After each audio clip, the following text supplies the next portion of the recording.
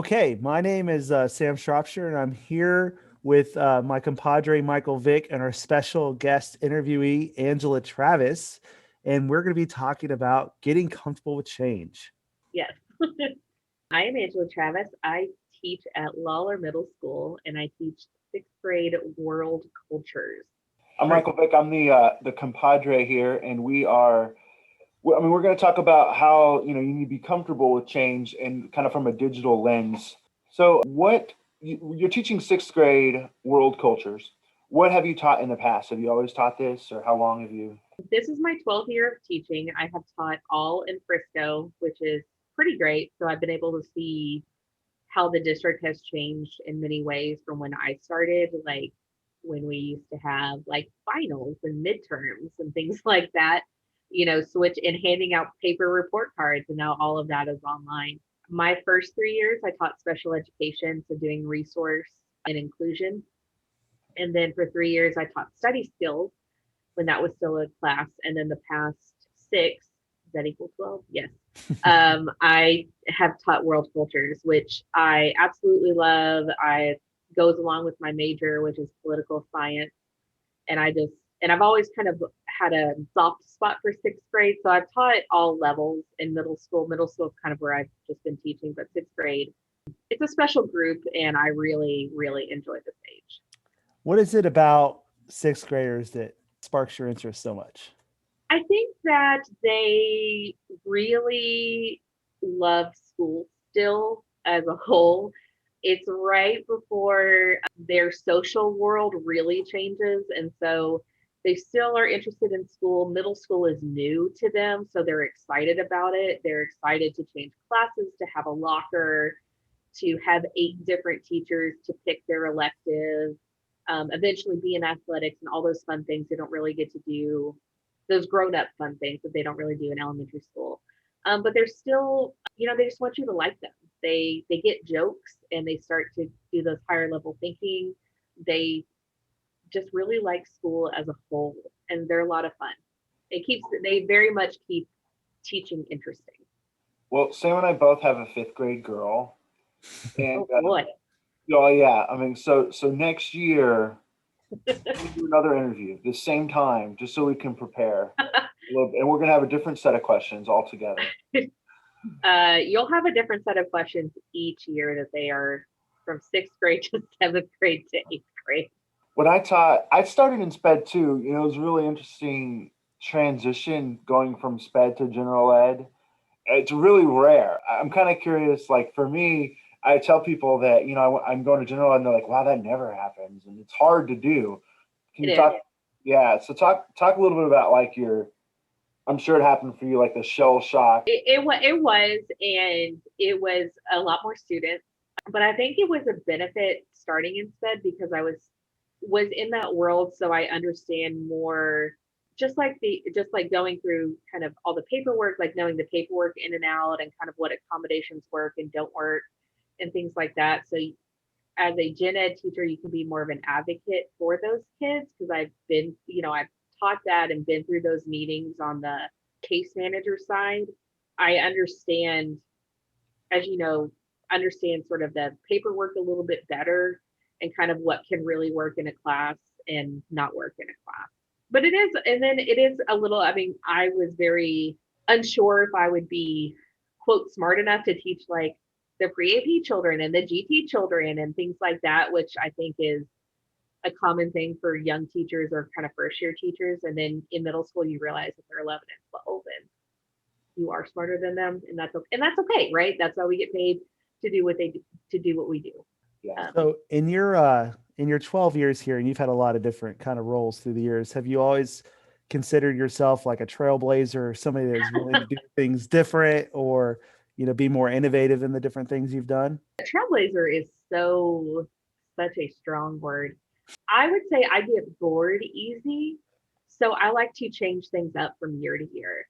And especially teaching the same thing now for 6 years, there's only so many times I can do the same lesson and I can tell I'm bored. And if I'm bored, then the students are bored. And so, yes, we have to take notes. We have to do some things sort of the quote old fashioned way, which happens. But trying to find a lesson or two every year or maybe not every unit, but every 9 weeks or every marking period to change up, to add more technology into it, to do something different, keeps me on my toes a little bit and makes me think outside the box. And then I know if I'm interested in it, then the kids are interested in it as well. So what have you done? What have you done differently this year? Like, is there anything in particular? Oh, this year is a little bit of a crazy year. Oh, that's true. Yeah. there's Context is important here. Absolutely. Like COVID, virtual. I mean, that's different for everybody. Right. There's been some things, even with, let's say, the past couple of years where technology's become more available and I didn't have to like fight for technology at my old school, or they had to be like, well, you can only use it for 2 days in a row when we have a project or something that we're doing that they need longer. One thing that I will say that I'm doing different this year is we always do a big project in one of our units where the kids make a Monopoly board.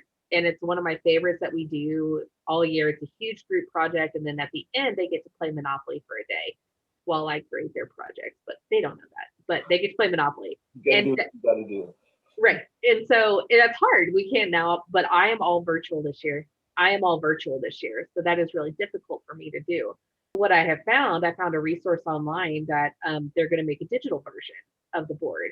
So it's going to, I haven't worked out all the details yet, but they're basically going to be the same project.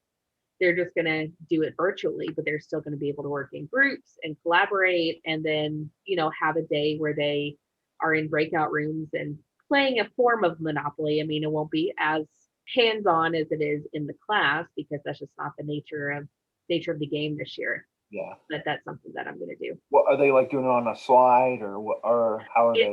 It's an interactive Google slide where they can. Looks like they click on the space and it takes them to another slide and tells them what to do. And so part of their research will be to make cards that go along with it and things like that. Did you find the template for that somewhere? Teachers Pay Teachers. Oh, okay. Which is a great resource. Yeah, I mean, there's some shady things on. I mean, not like shady, like bad, but I mean they don't quite match the standards sometimes. But yeah, no, if you're just using that template, I mean, heck, yeah, save yourself that trouble and that linking and the interweb of all that. Oh my gosh. Right. Hey, we lost Sam, but Sam's back. Yay, Sam. Okay, no one noticed. So the next question is, what makes you different or stand out? And I think Sam was kind of getting at this. But what makes you different or stand out from other teachers? I guess I'm not afraid to do something new. And then if it fails, it fails. Sometimes you plan this great new thing and then it just doesn't work out, or technology is down, or you forgot to publish a page and your first period's yelling at you because, the page is unpublished. And what are you doing, Miss Travis? But I'm not afraid to just try something new. Even if I try it once and I don't go back to it, at least it's something that I have in my back pocket that I might try again a year from now or 2 years from now. And that's something when I taught study skills, I always tried to encourage my students too, is I'm going to teach you skills or ways to study or memorize something. And if it doesn't work for you, it doesn't work for you, but at least try it, because you never know, right? It might work and you might find this whole new way that you can organize or file something or study, and then now you have this new thing that you can use in another class. So I like to do that. Plus it just, I don't know, learning new stuff is just fun for me. Yeah. Can you think of a time, or does a time stand out when you were trying something and it completely failed, and maybe it made you really uncomfortable or anxious or nervous? I would say probably the first full year that we did Canvas. And my counterpart and I at the time were trying to do things like tests on Canvas. Oh, lockdown browser. Oh, that's what happened. Is we tried to do lockdown browser and I was out that day or something, but we didn't set it up correctly. So my kids couldn't get in. And then he had to go into my account while I was gone. It was a big mess. Everything worked out. The kids took the quiz that they needed to take, and it was fine. Sam, did you know the answer to that question before you asked it? I did not. I don't know. Is there something else that... I don't think so. I try really hard to think through everything or try it on my end first. If anything, it's more the kids aren't as responsive to it as I thought they would be. I think that's more kind of, if I get feedback, I'm like, oh, this is going to be great. And then they are just like, this is boring, like, okay, well, never Well, mind. well, just circle back to your lockdown browser thing. Yeah. Have you gone back to it? Are you willing to keep trying it? Oh, yeah. We figured out kind of the ins and outs of it and how to work with it. So we used it a lot after that. It was just the very first time course, it was like, I'm not sure how this is going to work. And it didn't work. It also helps too if you have a really nice and very respectful first period who is good at problem solving and will help you solve those problems. That helps a lot if you have a good guinea pig class. Going back to what you said earlier, it's like sometimes you'll put in a lot of work to something, and then the sixth graders are like, "Oh, that's cool," but I mean, as a former eighth grade teacher, and I'm sure Sam was even worse as a high school teacher, it gets worse. Like you don't even get that. You're just like, oh. And you gotta like, oh, come on. Do you really think it's cool? Do you really like? You really got to dig in and be like, you think it's cool. Which is why I really like sixth grade because we can. I think they stay interested in things a lot longer. Yes. Than the older ones do. Yeah, you mean at all? Okay. Yeah. At all. I guess I was always that nerd that like I was so excited about something that it didn't matter if the kids were or not because it was just gonna go like, all right, we're gonna get excited about this. Whether you were excited enough to divide amongst your kids that it was still positive. Got it. Well, I do want to highlight something that Ms. Travis just said that I thought is a really good strategy is that when you're using something technology or digital, you really have to think about the user perspective and how she said, well, I really think through things and I do things as the students. I mean, that's exactly, I mean, I remember doing that. I would take so much time before I did something new and really like look at it from all the angles that the students would be coming at and really do it myself too, just like what you're talking about. I think that's really important. I don't know where I came up with this idea, but that was something with a group project. They had to, I stole this from another teacher. Anytime we do a big group project, they have to pick a project manager. And that project manager is the only person in the group allowed to ask me questions. So I'm not bombarded by 30 kids. And then also, normally there's one kid that wants to be in charge and problem solve for the group and be like, no, we already had the answer to that question, or no, it's in the instructions. We don't need to bother Miss Travis. And so try to think of those little tricks too, to kind of give them more responsibility for themselves and have them become problem solvers in their own learning. I would imagine that there's people listening to this and they're like, okay, so if you don't have it set by first period and you need your first period, isn't that doing your first period a disservice? And I'm thinking that's such a naive way of thinking. Like if you think some of your biggest learning is when you had to problem solve, and that's what's happening. It's like these kids are part of the problem solving process and they have to solve it and they remember it better. Not only that, the skills and knowledge they're learning from the technology standpoint, that's learning too that you're discounting when you're solving those problems as a first period class. Oh yeah. And I love when it hasn't happened in every class, but it does in a handful where a student will ask me something technology related that they're doing, and some other student will pipe in with the answer. And I'm like, they're correct. Sure, that sounds great. I'm like, you guys use this more than I do. You guys know the ins and outs of these programs better than I do. The same thing in our role. Like when we're doing a professional learning and a teacher asks a question and another teacher chimes in, it can say the same thing. Like, oh yeah, that sounds totally, yeah. Mm-hmm. You feel like, sure, it sounds great.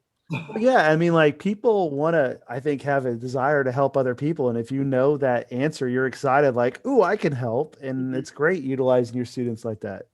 I had a GT teacher friend who would just yell tech support in her class. And so any student who wanted to go help with computers or tech support would get up and be like, I'll go help and stuff. And they just, students really do want to feel like they get it and they want to, show off in a way, which is fine, and show that they are understanding it. So follow-up question I like your little group project idea that you were talking about. Do you let the groups decide themselves who's going to be that leader? Do you set that, or does it change multiple times in the year? I do let them do that. back when we had what I would call normal school, sometimes we just did stuff at your table for 15 minutes. And I would tell them, I was like, you can handle a group for 15 minutes. This is not forever.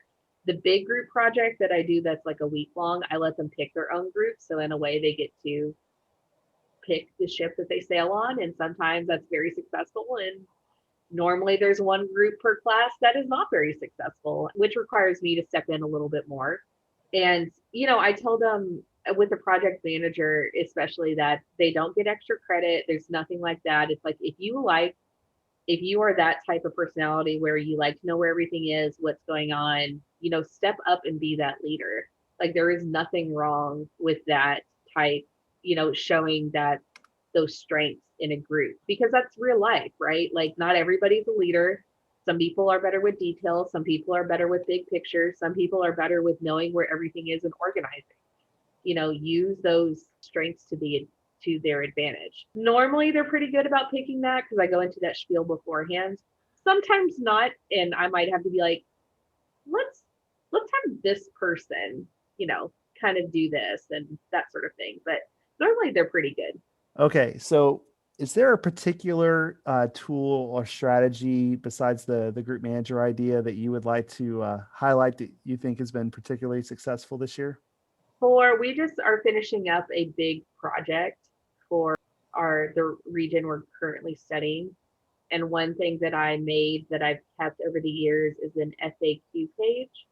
And I update it as the years go on or if the projects change. And it's frequently asked questions that I get all the time, like, when is this due? What region are we doing?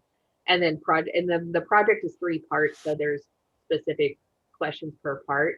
And so they have to look at that first before they answer questions, because majority of the time that question's already been answered. They just need to look for it.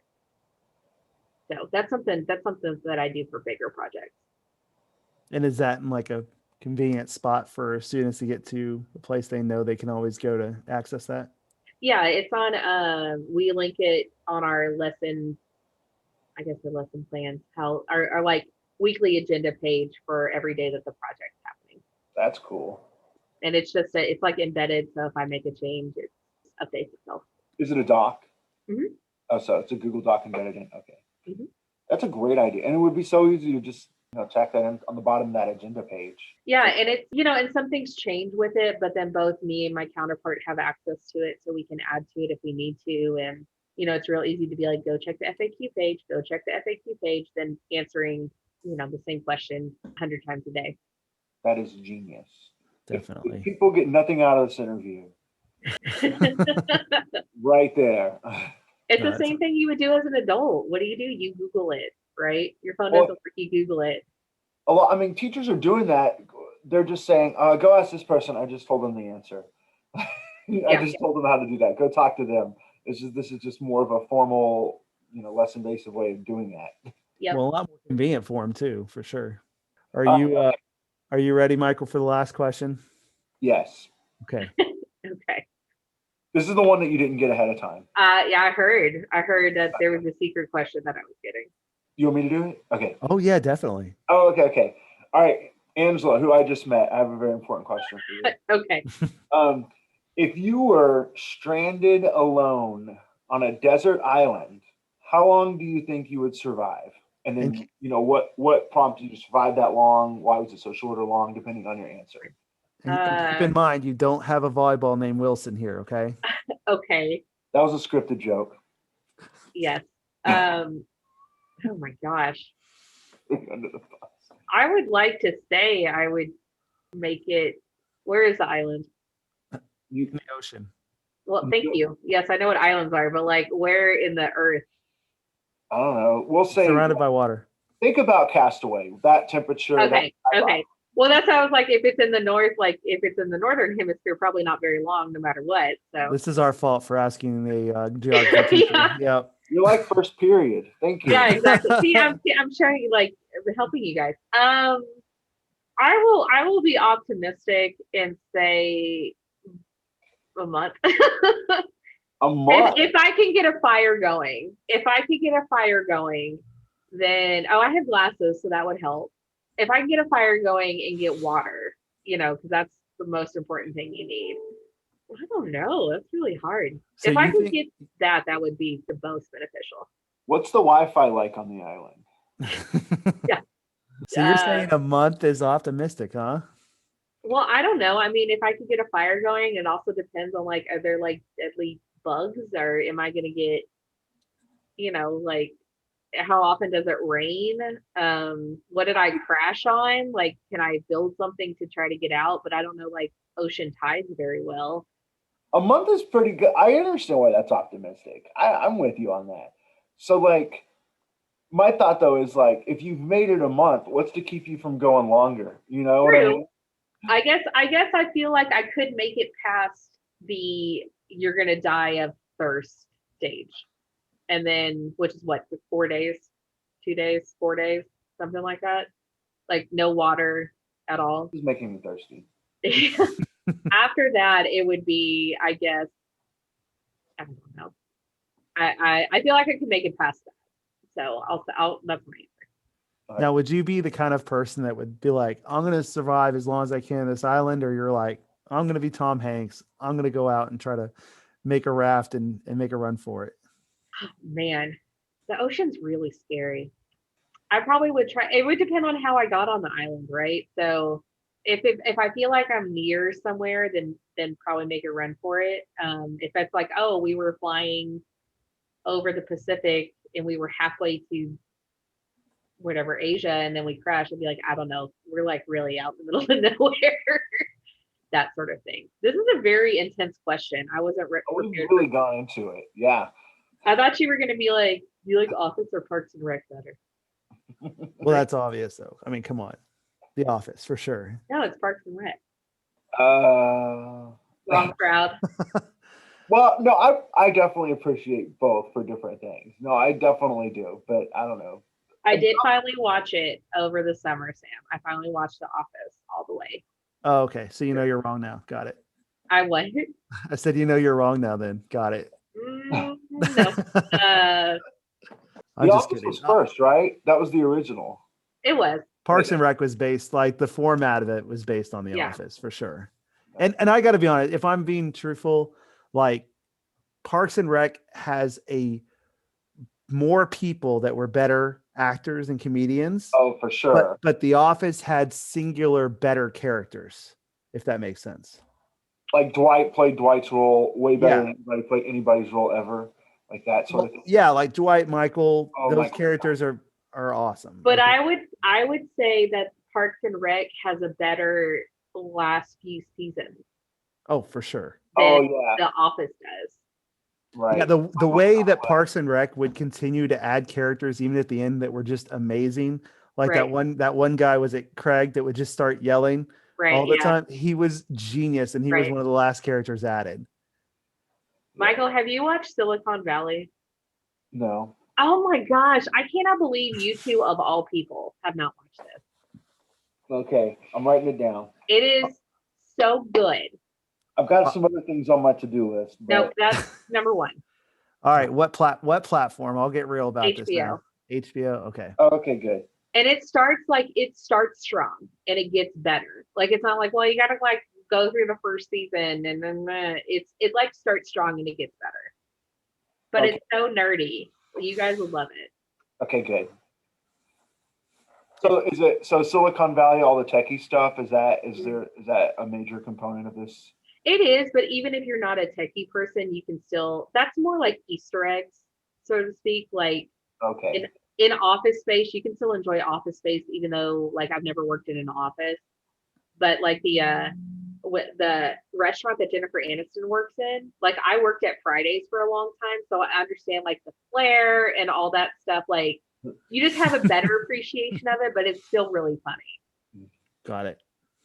Okay. All right, we'll do it. That's my I will give it a shot for sure. Leave it. Why would you let the teacher assign us homework on our first day? Yeah, be we're ready about for to be it. on break. It's fine. That's true. I'll have plenty of time. Yeah. Yeah. 2 weeks. Oh, and I was gonna pipe in because Sam told me one of y'all's discussions. Google, you should view your Google Drive in icon, not list. Yes. I did not appreciate you coming in here and bombing us like that. Put it on the board. Icon. That should definitely be a question we ask everybody going forward. Oh, that is interesting. I think I might win this overall. No way. There ain't no way. Don't gear your interview choices based off of that answer either. I know already. I mean, this is going to hurt me, but I'm going to go ahead and say it. I feel like the more innovative people we interview would probably lean more towards the icons. Yeah. I feel like in that crowd, I would be in the minority. So you're thinking this is you're already admitting defeat based off of a correlation that you think will happen. Correct. Yep. All right. Angela, Travis, we really appreciate you coming on, talking about change. Hopefully people hear this and they're motivated to maybe try something different, not think things are as scary as it might seem to be. It's not scary. Thank you very much. You're welcome. I hope someday to meet you in person. Yeah, you are like across Frisco. Yeah, it's the other side. Yeah. You are so far away. All right, so that was Angela Travis. She was awesome. She was really, really cool. I wish my daughter's going to sixth grade. Our daughters are going to sixth grade next year. I hope they have Angela Travis or somebody like that. But yeah. She's a cool cat.